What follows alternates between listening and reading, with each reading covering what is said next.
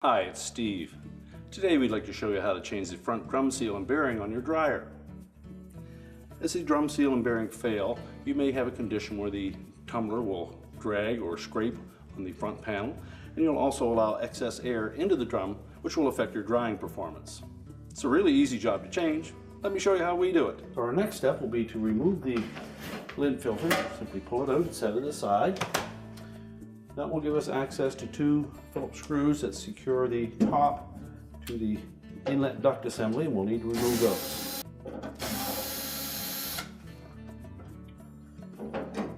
Now that will allow us to lift the main top.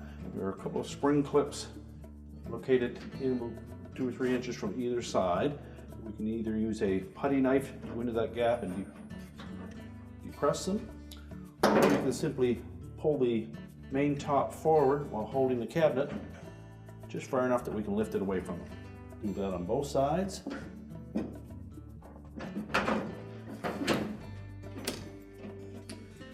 And then we can lift the main top up. Now we'll need to support that in some method or have somebody hold it in place. Now with it properly supported, our next step will be to disconnect the door switch harness. Take a flat blade screwdriver and we'll go in where the little locking tabs are on both sides of that connector and just pry that up a bit on both sides to release it. Then our next step will be to remove two 5/16 hex head screws that secure the front panel.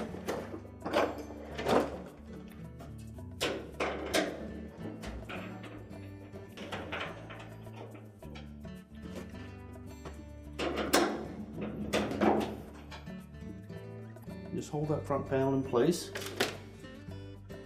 You may need to lift up just slightly on the drum, tilt the panel forward.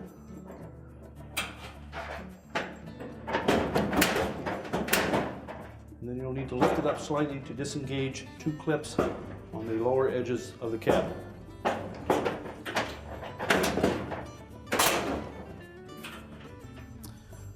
Once you've disengaged it, you can pull that front panel away.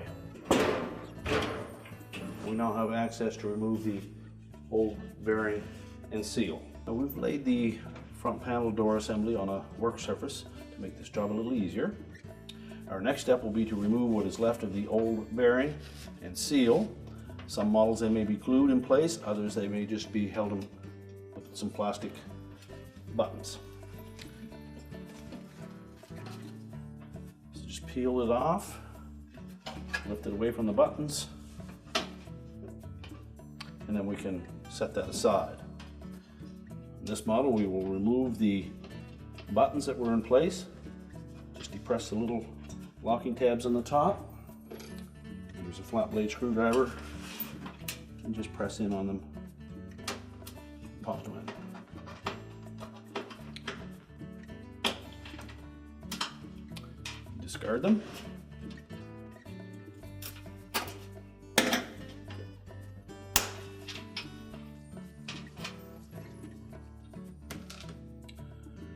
Now, if your model had a glued-on bearing and seal, you'll need to completely clean that area of all adhesive residue so that we have a nice clean surface to adhere the new one to. Now, the bearing that came with the kit may be the same length as your original one, or it may be longer. If it's longer, we'll need to cut this to the length of the original. And we'll cut it on this end where the 3 holes are. So line it up. The instructions will give you a dimension to cut it at, or you can simply mark it and then cut it with a nice sharp knife or a pair of scissors.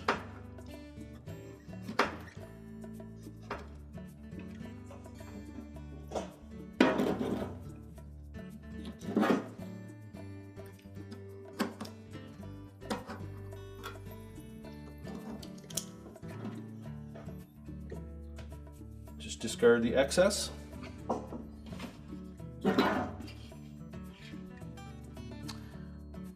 We will use an adhesive to put that in place, as well as some new plugs in the holes. Now as well, the bottom seal will need to be cut to length as well. We will position the top piece first, and then we'll cut the bottom and install it as well. So next we'll need to determine whether we're using the plastic plugs that come up from the bottom or the rubber plugs that come down from the top. Yours had the plugs from the bottom, we will reuse those. If it has a smaller hole, you'll use the black rubber plugs. Now we'll put a bead of adhesive. You can either do it on the metal surface or right directly on the back side of that bearing. And we do want to make sure that we keep the side of the bearing that has the cut splits in it will be facing up.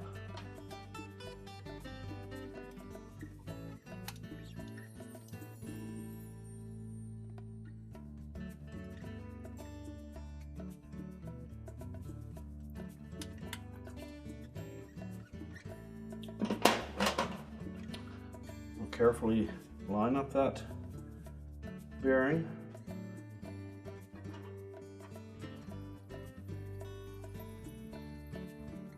Position it so that the holes line up with the plugs.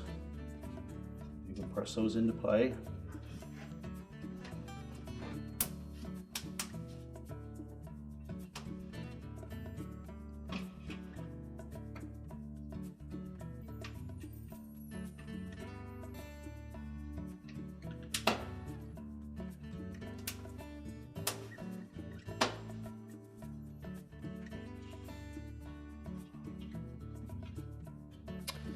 And now we'll measure up the lower seal. The seal will be folded as it is attached.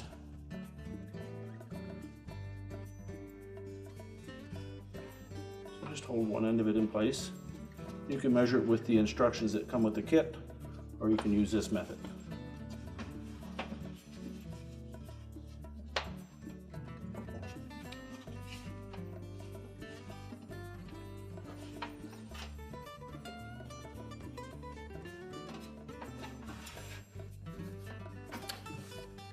And this one is the right length without having to cut it.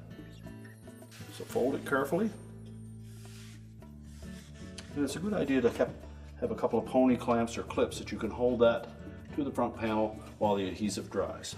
Now again, you can either apply the adhesive to the metal surface or to the felt seal. And applying it to the seal, we're only going to go on one side.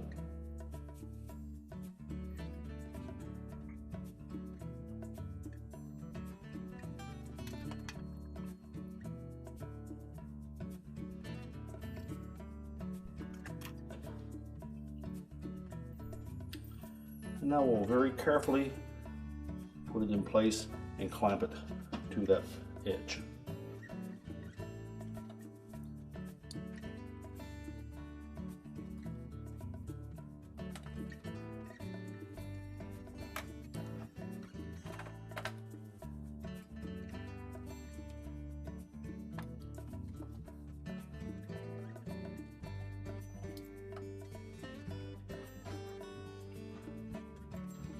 Use extra caution that we don't get any adhesive on the rest of that felt.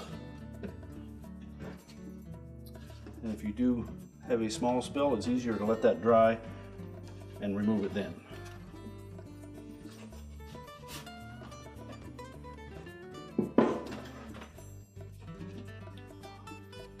Some stretching may be required.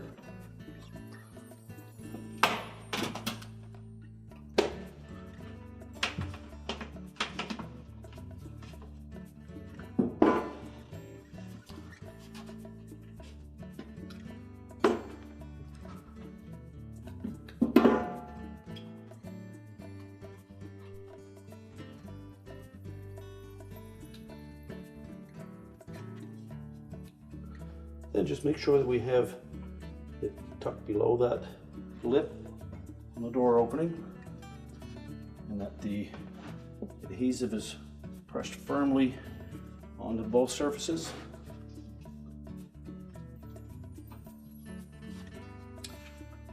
And then we'll just set that aside and let it cure. Now that our adhesive is cured, so our new bearing is in place and the lower felt, we're ready to put that front panel back on. We want to make sure that we fold that felt up because it will fit into the opening of the drum, and you'll probably need to lift that drum as you position the front panel in place. On the bottom of the front panel there are two square holes that will fit over top of a hooked clip on both sides of the cabinet. So we'll engage that first, making sure that the bottom edge of the front panel goes below this guard. So just position it like that, lift up on it, fit those clips into the square holes, lift the drum up,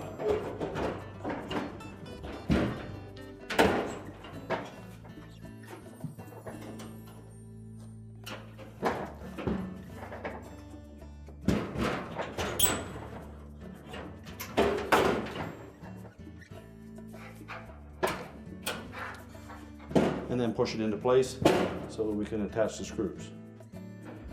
We'll tighten both of those screws securely. Remember to reconnect the door switch harness.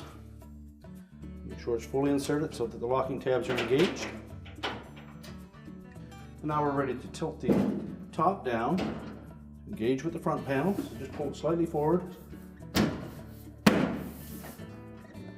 Make sure it's hooked on both sides. And then we'll reinstall the two screws into the lint filter opening.